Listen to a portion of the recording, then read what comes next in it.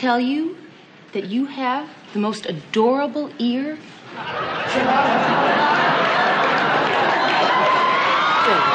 The stunning Marilu Henner today on Pop Goes the Culture.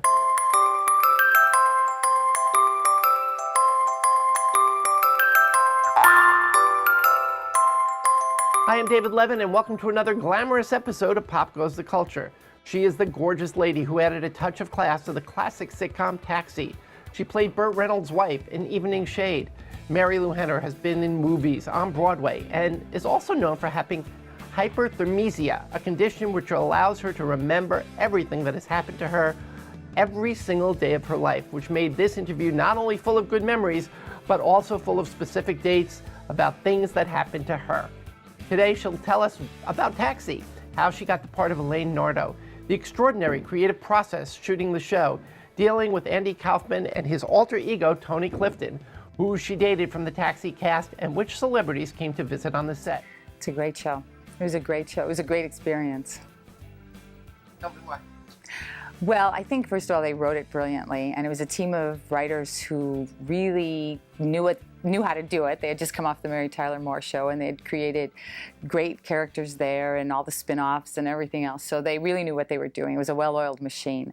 And then they wrote these characters, and then they took their time casting, and then they tailor-made the characters. If they didn't work, the way they were written, they really liked the actors that they had cast, so then they changed the characters to fit the actors, and they cast people who adored one another. And I think that chemistry happens so rarely in any kind of job, but of course in a sitcom, it's really golden because then the audience gets to share in it as well. And that's what happened. I mean, we adored one another. We hung out socially. We still all talk to each other. It's years later, and we're still all friends. Wow, that's amazing. Mm-hmm. How were you cast? What did they do? Well, it was really interesting because what happened was the character was called for a 33-year-old Italian New Yorker. And I was 25 and Greek and Polish. But the casting director, Joel Thurm, liked me, so he kept calling me in. And I was the only person in that wasn't like a 33-year-old Italian New Yorker. And sometimes it pays off being the only oddball person in the casting room.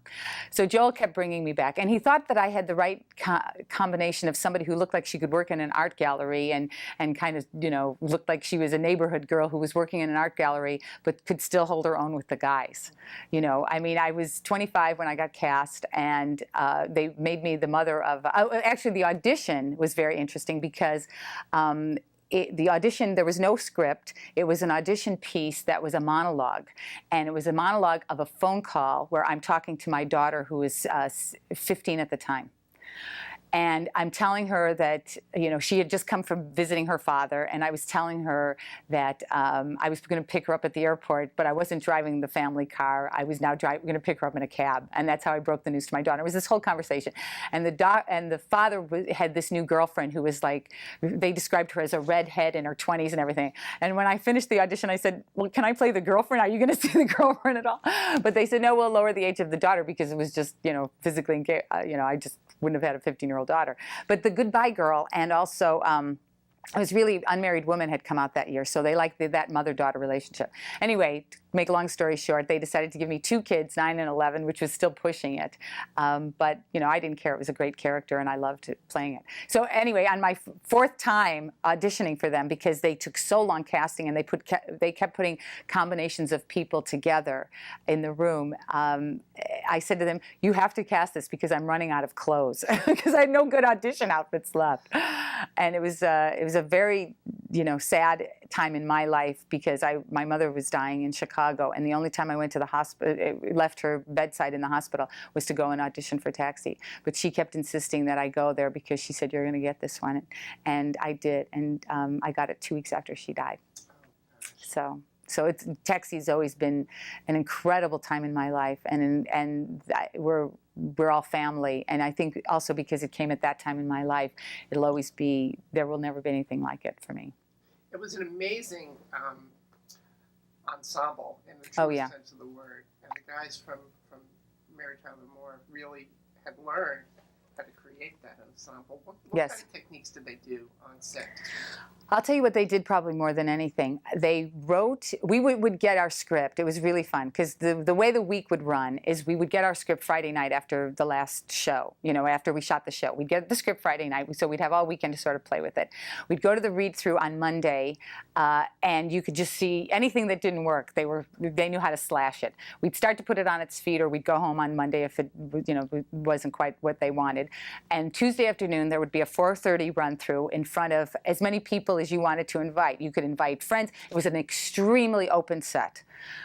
It was a real check your egos at the door situation, and nobody had an attitude. And I mean, my brother was visiting me from Chicago, and he made a suggestion, and it ended up in the show. I mean, Jim Brooks was so open, and Jim Burrows directed it, and he was incredibly open. And then Jim Brooks was so, it was like the 900 lines were open all the time, and people would try anything. You could make a suggestion, and you could try it. It wasn't like people didn't get crazy about or territorial about anything. And they'd work on it all week, like this fine little theater piece, and they'd just keep paring it down and paring it down. So it was so spare that on Friday night, we were able to just whip through it in real time, and very rarely were we even like a minute or, unheard of to be 2 minutes overtime. So it was just so brilliantly crafted, and that was definitely their technique. It was like New York, it was like a well-oiled machine. It was spare, it was concise, it was all focused. They knew by Friday night what they wanted, and they got it. Wow. And by 9:30, we were, popping champagne. And I hear there were a lot of celebrities would come to the set for... Oh, well, Paramount was a fantastic experience at that time. I mean, Paramount was a fantastic place to be at that time because it was like being in high school. We were down the street, or, like right around the corner from Happy Days and Laverne and Shirley. We also had Mork and Mindy practically next door. Cheers, well, that wasn't until our final year. But we had Working Stiffs, and we had Bosom Buddies. So we had Working Stiffs with Jim Belushi and Michael Keaton. And we had Bosom Buddies with Tom Hanks and Peter Scolari. And, John Belushi was always visiting the set. It was just everybody brought the people that they knew, and it was like a great place to be. And also, Taxi, we were famous for our parties. Every single party. People always say, how was Taxi? And I always say, does this tell you anything? We shot 112 original episodes. Now, they say 114 because we used a two-parter that was a kind of a compilation show. But we did 112 shows. We had 112 parties because every single week the cast would get together. I was the girl, so and I'm the banker and Monopoly type anyway. So I always collected the money and got the caterer and stuff. But the cast would pay for a party, except for 4 times a year. The producers would pay for a huge party that was usually held in the commissary with dancing all night, and we'd then all go out to breakfast. But every Friday you could bring the people that you brought to the set, and we'd have some kind of party after the show every single week. So great. Mm-hmm. That is so great. Now, Tony told me about Actors to the Rail. Yes, Cast to the Rail, not Actors to the Rail. Cast to the Rail. After you do the run-through, they'd say Cast to the Rail, and we'd all come up to the rail. Excuse me. After we do the run-through, they'd say Cast to the Rail, and we'd all come up to the rail, and we'd get our notes. And, you knew what you knew that it was so great because you knew that somebody was minding the store, and it wasn't like crazy. You didn't feel like, oh, somebody's going to ask me to do something I don't want to do. They were always right. You'd get the new script after the Tuesday run through. You'd get the new script on Wednesday morning and go, how did they do that? How did they all stayed up all night or whatever it took to do a rewrite. But you had 12 brilliant writers sitting in a room on Tuesday night, the punch-up guys that just came in for that, and then the 6 guys on the staff. And you don't see that anymore. Now, somebody, in the old days, somebody would sit at the feet of, Jim Brooks, at the foot of Jim Brooks for, or at the feet of Jim Brooks for a long time, and then work their way up. Now, it's like the first year they've got some deal someplace. So it's not like anybody goes to comedy writing school anymore or sits at the, the foot of the master. A lot of these people went on to, people created Cheers. Oh my gosh, Cheers and The Simpsons and, a bunch of other shows. So, yeah, it went on and on. People come and go. People come into the show. People leave the show. How does that affect the dynamic between the actors? I think because we had so many of the original cast members. I mean, we started, with 7 of us, and then Randall Carver left, and then Christopher Lloyd came in, and then Jeff left after the 3rd year. And then we had the same cast for the 4th year, and then the 5th year Carol came in. But she was already a guest star, so we had worked with her a couple times. It's good to shake things up once in a while. I mean, Taxi was Taxi, and I always said that the only indispensable character there was Danny. You could have run Taxi to this day as long as you had Louis De Palma, because he was the one that was most closely associated. And then of course Judd. But Judd was, Judd's such a rock. He was definitely the leader and the one who was the most generous, because he could have said, no, I'm the star of the show. My name's above the title. It was Judd Hirschen and everything else. And he was incredible. He's like the father figure and made sure everybody got their piece. And it was a great way to work, because it was like working with a fabulous repertory company. And every week the show was completely different. And yet, you could take any combination of 2 actors and make a show around them. I had, Judd and Elaine, Alex and Elaine shows, and Elaine and, Danny, Louis shows, and everybody got their little combinations. I love the show where you and Judd Hirsch went off to Europe. Oh, that was great. What'd you do with your kids? They were staying with my aunt. Yes. Kids always seem to get the short. Yeah, they do. These TV shows, but that's okay. It was great playing a mother on the show, because I think it gave her sort of it kind of grounded her in some way. Right. There were so many wonderful episodes, and those memorable moments. Talk about the musical episode. Did somebody take anything from you? Well, this is what happened.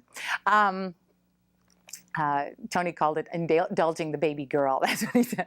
What happened was they said to us that they wanted to do a fantasy episode. This was in our 2nd year. We shot this. I shot my episode in November of our 2nd year.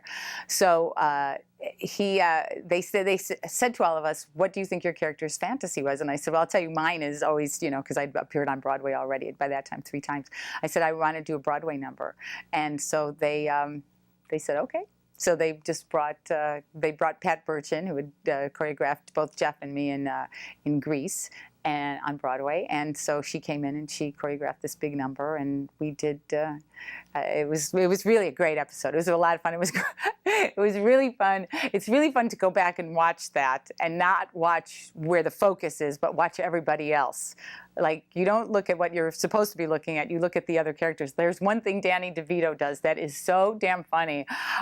Whenever I watch it, I replay it over and over again, because he's so adorable, and they were so into it. And anytime we did anything musical, like there was an episode that we shot.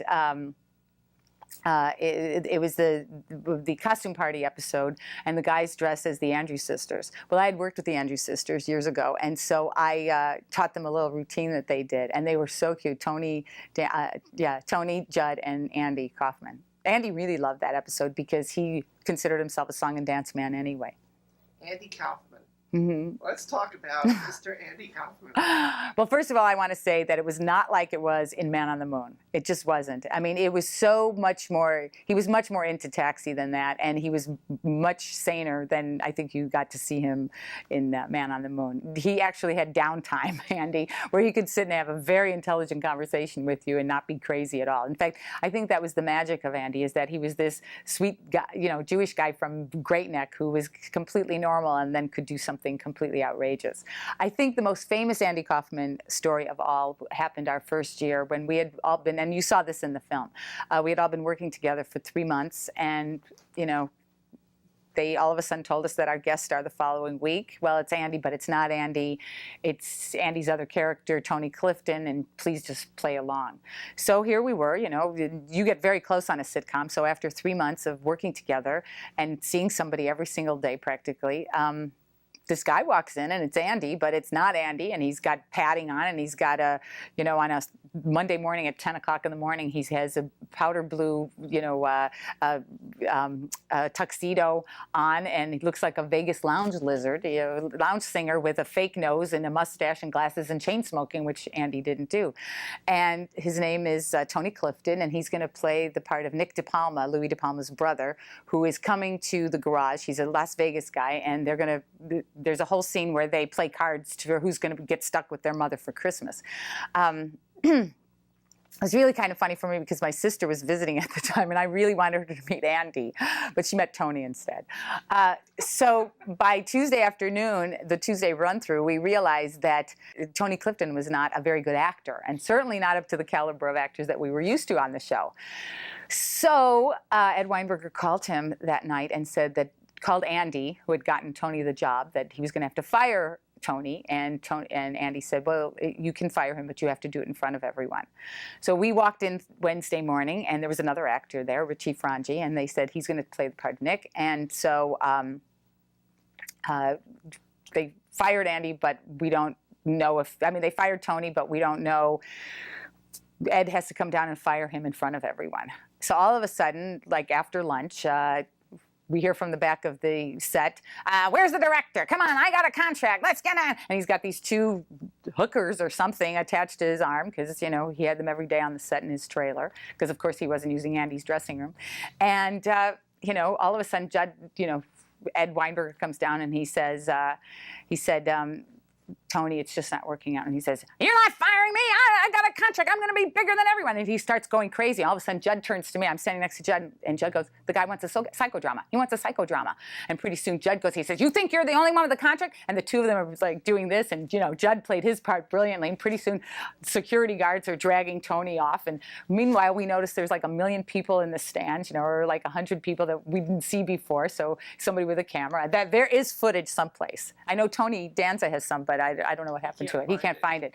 But, it was like crazy. And Tony Clifton was forever barred from the Paramount set after that. But come Monday morning, here comes Andy, like this. And that was it. That's Andy Kaufman. But one of my favorite Andy Kaufman stories is the boil story. Did anybody tell you about that? Okay, Andy came in one Friday with this humongous boil on the back of his neck. Okay, it was disgusting. It was, I'm not kidding you, this big. And I said to him, Andy, oh my gosh. And I said, that's disgusting. He said, you want to see something? He made an announcement that members of the audience could come up and pay $1 to touch Andy's boil. And sure enough, over 100 people lined up and touched his boil. That's Andy Kaufman. Oh my God. He just decided that that's what people would do. He knew how to provoke an audience. He knew how to tap into what how far an audience would go for whatever. I mean, to just do something crazy that they'd never think of doing. He had a concert. He lined up the audience afterwards and took them out for cookies and milk. Just had buses waiting. The audience, like lemmings, just left the theater and left their cars and got into these buses and went for cookies and milk. In New York one time, he got on buses, put people on buses and took them to the Staten Island ferry, and they rode that ferry. I mean, he was amazing, and he was just this, this really sweet guy who was very dear. I mean, there was a very kind of shy, awkward, thing to Andy that you just never did get to see in the film. That's it for now. Be with us next time for the conclusion of our two-part conversation where Marilu Henner talks about what happened when Taxi got canceled, how HBO almost brought it back, and why it didn't, the cast of Evening Shade, and what it was like reuniting with Tony Danza on Who's the Boss. I'm David Levin, and you can follow Pop Goes the Culture on Twitter at PopGoCulture, Facebook, or email me at popgoestheculturetv@gmail.com. And please don't forget to subscribe.